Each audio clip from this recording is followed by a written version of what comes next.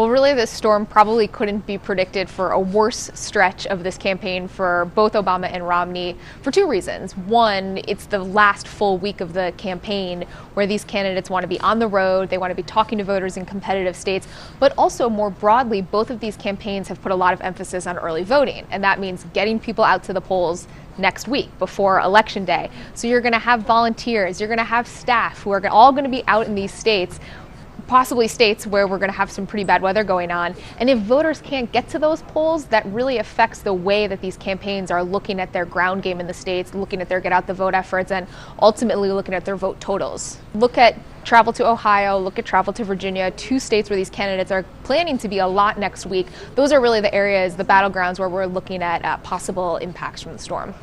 Obama's in a really interesting position on this because he's obviously running for re-election, but he's still the president. So if you do have a storm that causes widespread damage and the worst case scenario, deaths and injuries, then the president really has to try to work this balance between being a candidate but also being the president. And as we all remember from Hurricane Katrina with George W. Bush, there's a lot of attention that's paid to how a president handles one of those moments. So you could likely expect, if this is a deadly storm, if this is a high impact storm, that the president would have to take some time off the campaign trail, even at this critical juncture, to make sure that he was appearing presidential, governing, and really doing everything that the federal government needs to do in response to a storm like that.